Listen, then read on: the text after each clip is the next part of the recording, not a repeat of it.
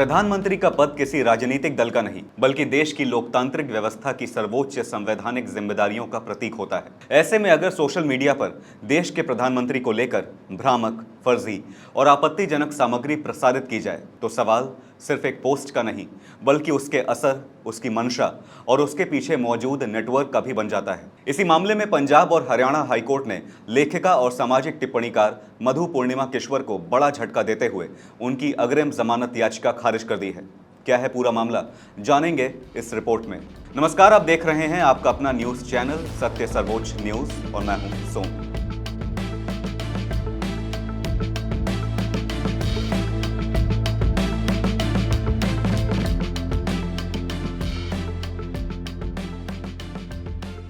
पंजाब और हरियाणा हाईकोर्ट ने मधु पूर्णिमा किश्वर की अग्रिम जमानत याचिका खारिज करते हुए कहा कि मामले की जांच अभी शुरुआती चरण में है और कई महत्वपूर्ण पहलुओं का खुलासा होना बाकी है। दरअसल ये मामला 19 अप्रैल 2026 को चंडीगढ़ के सेक्टर 26 पुलिस स्टेशन में दर्ज एफआईआर से जुड़ा है। ये शिकायत अधिवक्ता और पूर्व भाजपा पार्षद सतिंदर सिंह द्वारा दर्ज कराई गई थी। एफआईआर में आरोप लगाया गया कि सोशल मीडिया प्लेटफॉर्म एक्स पर एक वीडियो साझा किया गया, जिसमें दिखाई दे रहे व्यक्ति को झूठे और भ्रामक दावों के साथ प्रधानमंत्री नरेंद्र मोदी बताया गया। आरोप है कि पोस्ट में फर्जी कैप्शन, गुमराह करने वाले दावे और अश्लील भाषा का इस्तेमाल किया गया, जिससे प्रधानमंत्री की छवि को नुकसान पहुंचाने की कोशिश की गई। जांच एजेंसी के अनुसार मधु किश्वर ने यह वीडियो अपने एक्स अकाउंट से साझा किया था। अदालत के रिकॉर्ड के मुताबिक पोस्ट को लगभग 1,74,000 बार देखा गया और इसके बाद यह कंटेंट व्यापक रूप से प्रसारित हुआ। मामले की सुनवाई कर रहे जस्टिस अमन चौधरी ने कहा कि जांच अभी अपने प्रारंभिक चरण में है और इस स्तर पर अग्रिम जमानत देना उचित नहीं होगा।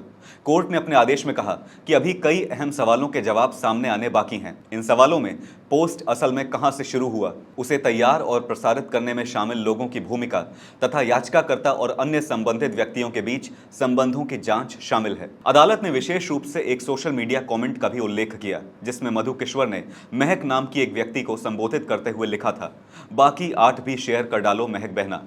कोर्ट ने कहा कि इस तरह की टिप्पणियां जांच के दायरे में महत्वपूर्ण हैं और विभिन्न व्यक्तियों के बीच संभावित मिलीभगत की जांच आवश्यक बनाती हैं। हाईकोर्ट ने यह भी नोट किया कि जांच एजेंसी द्वारा कई नोटिस जारी किए जाने के बावजूद याचिकाकर्ता जांच में शामिल नहीं हुई। रिपोर्ट के अनुसार 20 अप्रैल, 26 अप्रैल और 5 मई को मधु किश्वर को जांच में शामिल होने के लिए नोटिस भेजे गए थे, लेकिन उन्होंने पुलिस के समक्ष उपस्थित होकर सहयोग नहीं किया।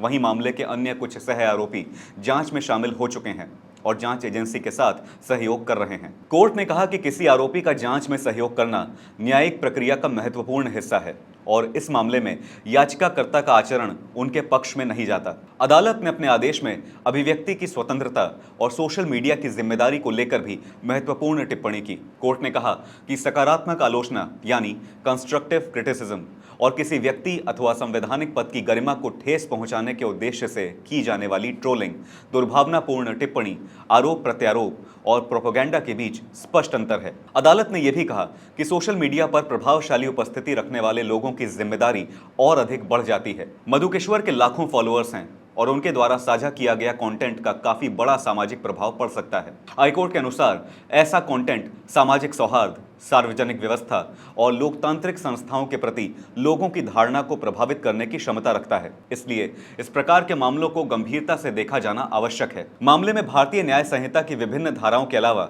सूचना प्रौद्योगिकी अधिनियम की धारा 66C, 66D और 67 भी लगाई गई हैं। ये धाराएं क्रमशः पहचान संबंधी धोखाधड़ी, कंप्यूटर संसाधनों के माध्यम से धोखाधड़ी और इलेक्ट्रॉनिक माध्यम से आपत्तिजनक सामग्री के प्रसारण से संबंधित हैं। सुनवाई के दौरान मधु किश्वर की ओर से वरिष्ठ अधिवक्ता कपिल सिब्बल और सरताज सिंह नरूला ने दलील दी कि उन्होंने केवल एक वीडियो रीट्वीट किया था और इसमें किसी आपराधिक मंशा का सवाल नहीं उठता। हालांकि अदालत ने कहा कि इस स्तर पर तथ्यों की गहराई से जांच की आवश्यकता है और जांच को प्रभावित किए बिना आगे बढ़ने देना चाहिए।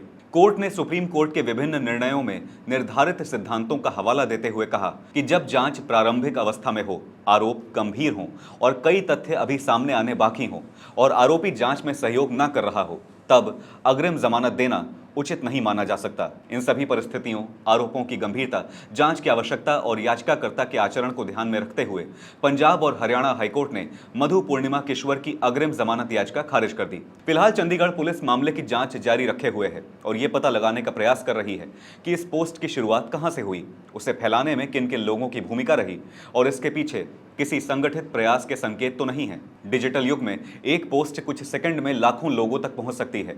ऐसे में यह मामला सिर्फ एक सोशल मीडिया पोस्ट का नहीं, बल्कि अभिव्यक्ति की स्वतंत्रता, जिम्मेदारी और संवैधानिक पदों की गरिमा के बीच संतुलन की बहस का भी हिस्सा बन गया है। लेकिन इस डिजिटल दौर में अदालत का संदेश साफ है। अभिव्यक्ति की आजादी लोकतंत्र की ताकत है, लेकिन भ्रामक बातें फैलाने की आजादी लोकतंत्र में नहीं और होनी भी नहीं चाहिए। आपकी इस मामले पर क्या राय है, हमें जरूर बताइएगा।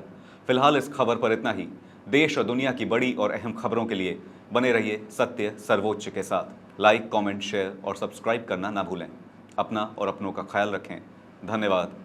जय हिंद।